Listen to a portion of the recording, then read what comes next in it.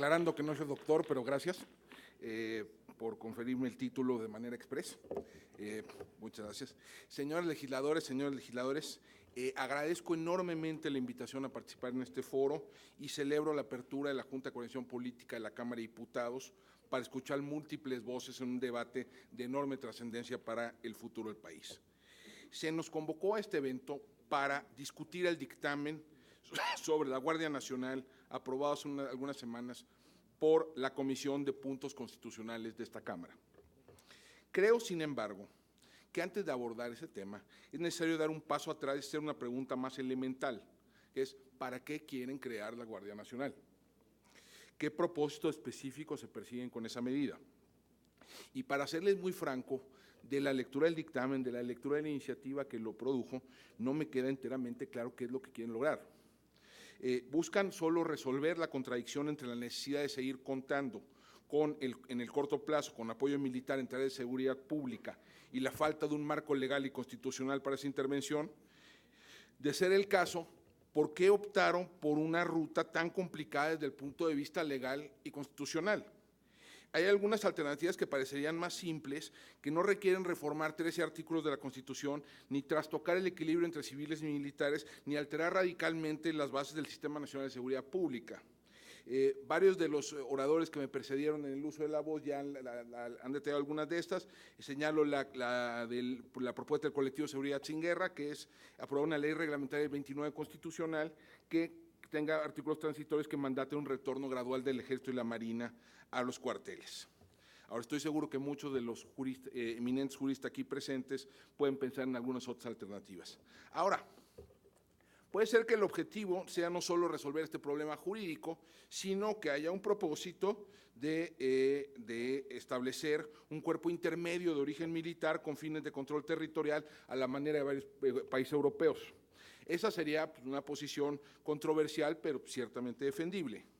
Ahora, si eso se busca, ¿por qué optaron por este modelo específico que, para ser sincero, no se parece mucho a los ejemplos que invocan? Como bien se señala en el dictamen, muchos países tienen cuerpos intermedios de origen y formación militar con funciones permanentes de policía, España, Francia, Italia, etc. Sin embargo, esos casos, y de nuevo es importante destacar, tienen características que claramente difieren del proyecto que hoy se discute. Uno, complementan pero no sustituyen a la policía. En Francia conviven la Gendarmería y la Policía Nacional. En España, la Guardia Civil y el Cuerpo Nacional de Policía. En Italia, los Carabinieri y la Policía de Estado. Segundo, las gendarmerías suelen tener misiones acotadas geográficamente. Por lo regular se les despliega en zonas rurales y pequeñas poblaciones. Para zonas urbanas se utilizan a los cuerpos de policía. Y tercero, crecientemente, estos cuerpos intermedios han sido transferidos de los ministerios de Defensa a los ministerios del Interior. Es el caso puntual de España, de Francia y de Chile. Este último punto me obliga a hablar sobre la ubicación administrativa propuesta para la Guardia Nacional. Se señala en el dictamen que eventualmente quedará adscrita a la Secretaría de Seguridad y Protección Ciudadana, pero en los términos del artículo 5º transitorio, el nuevo cuerpo pasará sus primeros 5 años de vida en la Sedena.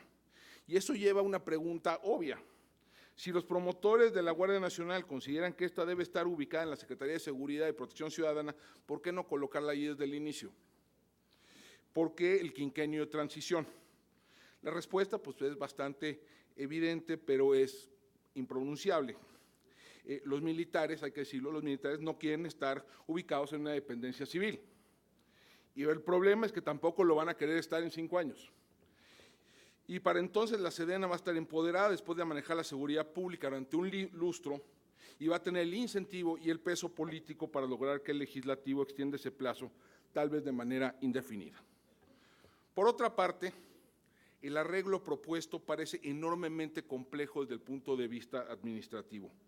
Implica homologar rangos, sueldos, prestaciones y regímenes de seguridad social de instituciones militares y civiles que, como saben, tienen naturalezas muy distintas.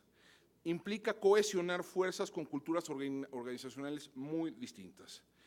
Implica transferir 38,000 elementos de la Policía Federal y 10,000 elementos de la Policía Naval a la Sedena y luego, en 5 años, regresar a todo ese personal, más 35,000 elementos de la Policía Militar, más los reclutas que se sumen en el camino a la Secretaría de Seguridad y Protección Ciudadana. Cualquiera que haya tenido un cargo en la administración pública sabe que ese tipo de transferencias no son cosa fácil. En cambio, no está claro por qué no se optó por algunas alternativas que parecerían mucho mejor adaptadas al marco institucional vigente.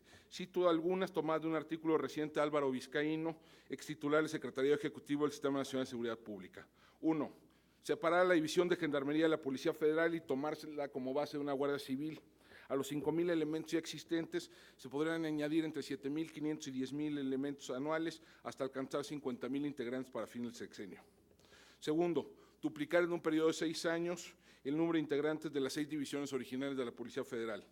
Tercero, fusionar a la Policía Militar y la Policía Naval para crear un cuerpo intermedio llamado Gendarmería o Guardia Civil y no Guardia Nacional para no crear la confusión con lo que ya está hoy en el texto constitucional, sometido a mando civil, ubicado administrativamente en la Secretaría de Seguridad y Protección Ciudadana y que coexista con la Policía Federal.